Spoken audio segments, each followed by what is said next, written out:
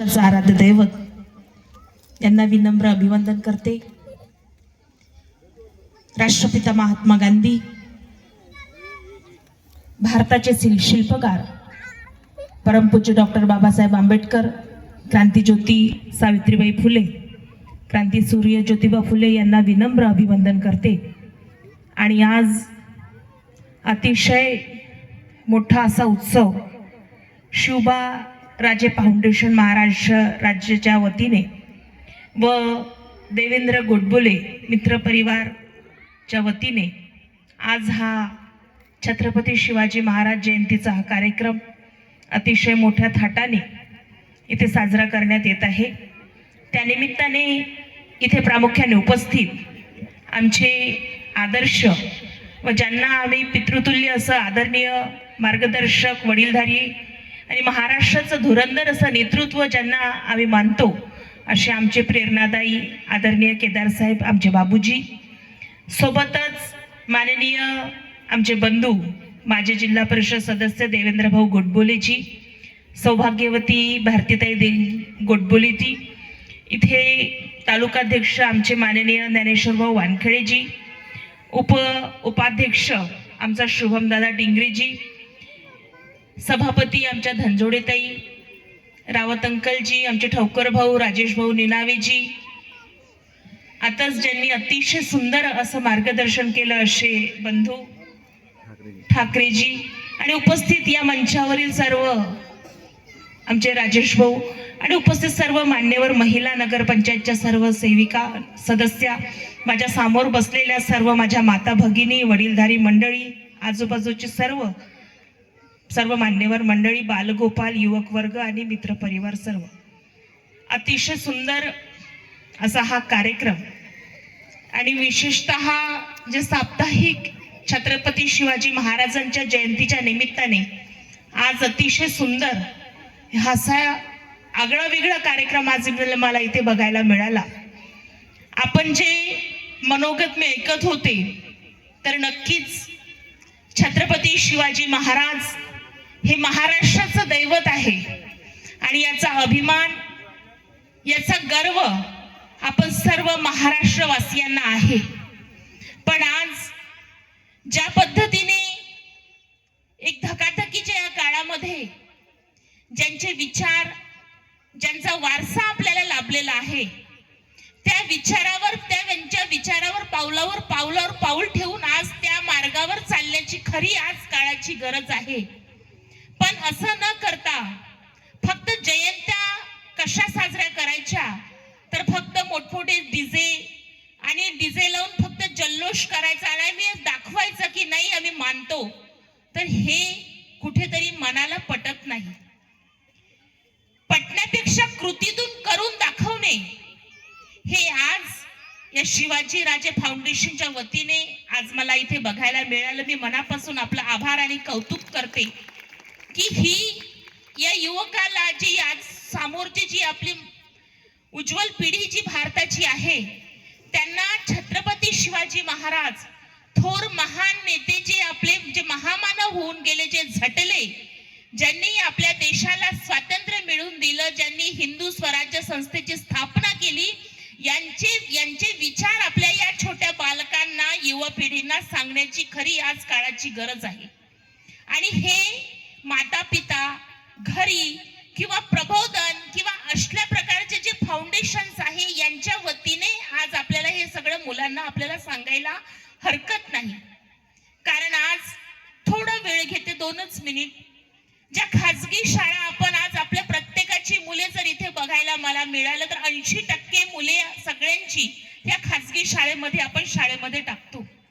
आणि खाजगी शाळेमध्ये तुम्ही बघा तर तुम्हाला भारताचा इतिहास तुम्हाला या खाजगी शाळेमध्ये मुलांना शिकवताना बघायला मिळणार नाही। खरं आहे की खोटं आहे? आणि यामध्ये आपल्या मुलांना आपल्या महाराष्ट्राची संस्कृती काय, आपल्या भारताची संस्कृती काय हे सांगणं हे आपलं परम कर्तव्य आहे। आणि त्यासाठी मनापासून आपलं अभिनंदन, आभार। नक्कीच देवेंद्र भाऊ गोडबोले यांच्या मित्र परिवाराने एक ॲम्ब्युलन्स रुग्णवाहिका इथे आपल्या सर्वांसाठी उपलब्ध करून दिली। देवेंद्र भाऊ गोडबोलेंसाठी आणि त्यांच्या मित्र परिवारांसाठी, वहिनीसाठी सुद्धा जोरदार टाळ्या झाल्या पाहिजे. मागे आपण एक महिला मेळाव्याचा कार्यक्रम केला, तेव्हा सांगितलं की मी लवकरात लवकर एक रुग्णवाहिका उपलब्ध करून देणार आहे, आणि तो शब्द आपण खऱ्या अर्थाने खरा ठरवला. म्हणतात ईश्वर सेवा हीच खरी आरोग्य सेवा हीच खरी ईश्वर सेवा, आणि ते आज आपण खऱ्या अर्थाने खरं करून दाखवलं. मला आठवतं करोनाचा विषय जेव्हा आपण घेतला, जेव्हा अख्खी महामारी या देशामध्ये पसरली होती, बाबूजी आपण तेव्हा मंत्री होतात, आणि जेव्हा आमचे बाबूजी क्रीडा व युवक कल्याण मंत्री असताना जिल्हा परिषदचं अध्यक्ष पद जरी माझ्याकडे असलं तरीही आदरणीय केदार साहेबांच्या नेतृत्वामध्ये या महाराष्ट्रामध्ये नागपूर जिल्ह्यामध्ये विशेषतः एकूण 40 ॲम्ब्युलन्स प्रत्येक PSC मध्ये आपण वाटप केल्या होत्या. करोनाच्या काळामध्ये प्रत्येक PSC ला भेट देऊन डॉक्टरांचा अप्रिशिएट डॉक्टरांना केलं होतं, कारण ती वेळ ही फार वेगळी होती. डॉक्टरांकडे औषधीचा साठा पुरेसा नव्हता, डॉक्टर टेन्शन मध्ये आले होते. आरोग्य विभागाने कुठल्याही प्रकारची दखल कशा पद्धतीने घ्यावी, तेव्हा बाबूजी मंत्री असताना बाबूजी आम्ही फक्त आपल्याला एक छोटं पत्र दिलं होतं की आपल्या PSC ला, जे आपल्या PSC आहे यांच्याकडे योग्य तो औषधी साठा नाहीये. बाबूजींनी तात्काळपणे मायनिंग मधून बाबूजी आपण 50 लाखाची मदत आपण करून दिली, आणि प्रत्येक PSC ला योग्य तो औषध साठा आपण तात्काळपणे पुरवला. हे मी कशासाठी सांगत आहे? हे मी यासाठी सांगत आहे की ज्या महामानवांचा विचार वारसा आपण करतो, तो वारसा कृतीमध्ये करून दाखवणं अतिशय आवश्यक आहे. उगाच फक्त आपण जल्लोष करणे, मोठमोठ्याने डीजे वाजवणे, नाचणे, कुठल्याही प्रकारचं द्रव्य प्राशन करणे आणि फक्त दाखवणे हा नव्हे, तर कृतीमध्ये करून दाखवा. जेव्हा महाराष्ट्रातला प्रत्येक माणूस हा छत्रपती शिवाजी महाराजांच्या विचारांवर पावलावर पाऊल टाकून प्रत्येक माता भगिनीचा मान सन्मान, जनतेचा, आपल्या रयतेचा मान सन्मान जोपर्यंत करणार नाही, छत्रपती शिवाजी महाराजांची जयंती खऱ्या अर्थाने आपण साजरी करण्याचा अधिकारच आपल्याला नाही, असं मला आज मनापासून प्रामाणिकपणे वाटतं. छत्रपती शिवाजी महाराजांनी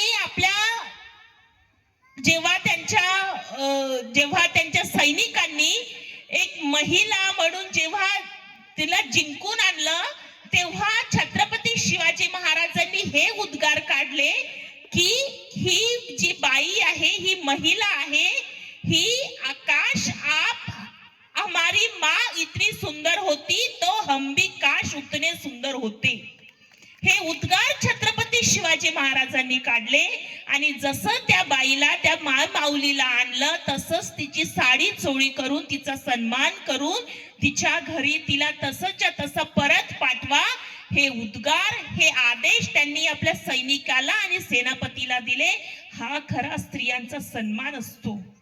आज आपल्या महिला, आपल्या मुली रस्त्यावरून जेव्हा जातात, घरी आपल्या मुली रात्री 9, 9:30 पर्यंत जरी येत नाही, तर आई बापाच्या काळजाला धगधग वाटते की माझी मुलगी केव्हापर्यंत घरी येते. हे विचार आज इथे करणं अतिशय महत्वाचं आहे. पुन्हा एकदा मी शिवबाराजे फाउंडेशन व देवेंद्र गोडबोलेजी मित्र परिवार यांचा मनापासून आभार, मनापासून कौतुक करते की अतिशय सुंदर कार्यक्रम आज आपण इथे केला. माननीय खासदार साहेबच खऱ्या अर्थाने इथे येणार होते, पण त्यांना थोडं पुण्याला जायला लागलं, त्यामुळे ते इथे येऊ शकले नाही. त्यांच्या वतीने मी दिलगिरी व्यक्त करते.